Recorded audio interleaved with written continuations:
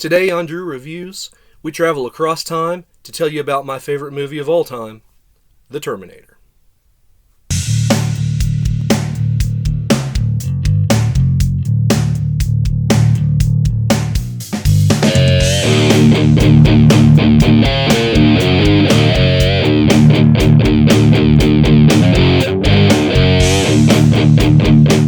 Alright guys, so a few episodes back I was talking about Aliens and how it's like right up there with my top movie of all time, and I didn't tell you what my top movie was, but now you know it. I absolutely love The Terminator, and we're going to get into it. This isn't so much a review as it is just my feelings on the movie, because honestly, if you're clicking on this, you've seen the movie. I'm not going to get into detail on the plot. The cyborg sent back to kill the mother of the leader of the Resistance in the future, and the Resistance also sent back someone. Worlds collide, and that's what the Terminator is basically about. So we're going to get into my experiences with the Terminator, and we're going to have some fun with this one. So to talk about the Terminator, we first have to go back to 1982. The first movie I ever saw in a theater was E.T. when I was 3 years old. And so, just being a little kid, you think all movies are going to be like that, right? So my mom, who I get my love of sci-fi and action from, not so much the horror, I don't think she's into that, but she wanted to go see this movie, and she wouldn't tell me what it was about. So me and her and my dad went. My little brother wasn't born yet, and I can remember, oh, is it going to be like E.T., Mom? Is it going to be like E.T.? And her just not answering me and just telling me to hide my eyes. And I distinctively remember in 1984 seeing this film, and I can remember the truck getting ran over in the middle of the street because I had a toy Tonka truck like that. I can remember the repair scene where he's repairing his arm, because to a 5-year-old kid you're like, what the heck is going on? And I was like, that's a metal man, And I remember a few other scenes, a little bit of the Technor shootout I can remember. And this movie really stuck with me because it was really kind of the first horror movie I ever saw. T2's more of a sci-fi actioner type thing. This is kind of sci-fi action with a whole lot of horror. It's very, very stalkerish, and I love that about it. So fast forward a few years to like 1988, I think is when this came out on TV, and I think I must have watched it because I can remember, when the Terminator's skin's gone and he's just the endoskeleton, and you see that red eye lit up. I can remember our appliances having red dots on them and being scared to go to sleep. Being a kid, by this time I'm like 9 because the Terminator's out there somewhere and he's unstoppable. And about 3 years after that, it was time for Terminator 2 to come out, and that was like the biggest thing that year. So a great friend of mine, rest in peace, CJ. I miss you, brother. Love you to death. Anyway, CJ let me borrow Terminator 1 because we didn't have it. And me and my mom must have watched this that summer while I was on summer vacation a dozen times that year. And that's really where I fell in love with the Terminator, I think. Getting prepped for T2. And Terminator 2, of course, came out when I just turned 12 years old. And for a 12-year-old kid who's roughly the same age as John Connor in that movie, I just absolutely fell in love with Terminator 2. I still love it. It's not my favorite Terminator movie. This one is, by a long shot. I'll get into the whys here in a little bit. But for the longest time, Terminator 2 was my favorite Terminator film till about 2003-ish, like 20 years ago. I bought the special edition DVD and I fell in love with the Terminator all over again after not seeing it, from about 92, 93 on, like a 10, 11 year span there. So I went into the whys of why I prefer T1 over T2 over on Macho Movie Madness. Really good video over there. Check out that channel. Me and Brandon Smith do a lot of cool things over there, and just search for that. Real briefly, the main issue is the pacing. Terminator 2 it feels like a long movie. The Terminator is an hour and 47 minutes, and it's just nonstop, and I love that about it. And while I love Robert Patrick's portrayal of the T-1000 in Terminator 2, it's just a really cool character. I prefer that Sherman tank of a bad guy that Arnold is in this movie as the T-800. And on the flip side, I like Kyle Reese a lot more in this movie than I like Arnold's character in Terminator 2. He is really cool.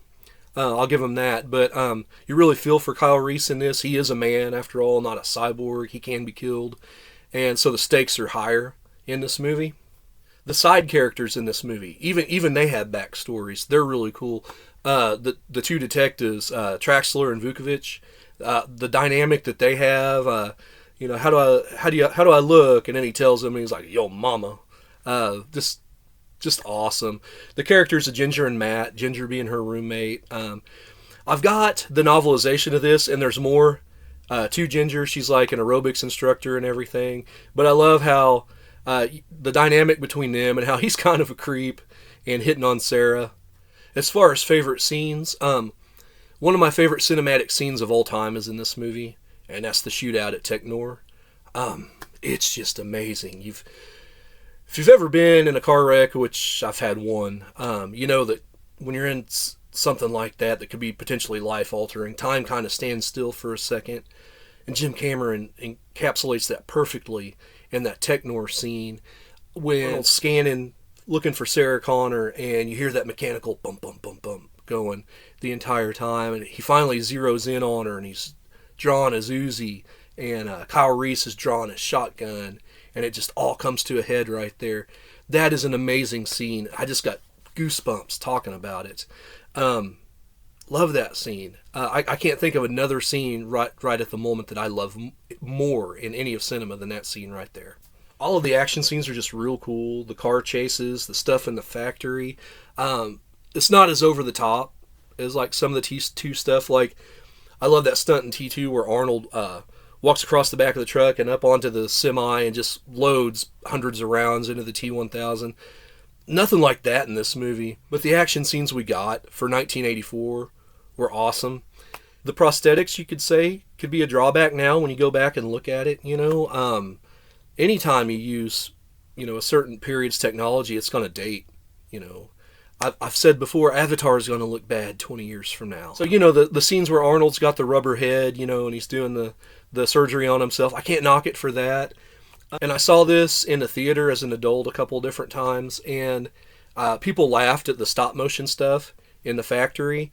But to me, even though that dates the movie, that's creepier than watching that guy, with the rigged mount Terminator that, that's turning and stuff.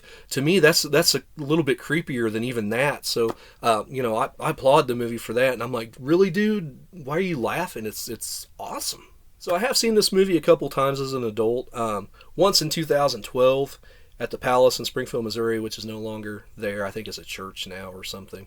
It was 28 years after the original had come out, and me and a bunch of people had badgered them to play it for their midnight series, and they did. And I took my mom, and I can't remember if I told her what we were watching or not, but I actually repaid the favor and took her to see Terminator after it meant so much to me growing up. And the other time I saw this was in 2019. It was actually the last movie I saw before COVID-19 hit. And Alamo Drafthouse kind of replaced the Palace in Springfield, Missouri, as far as, like the midnight showings and the movie parties and stuff.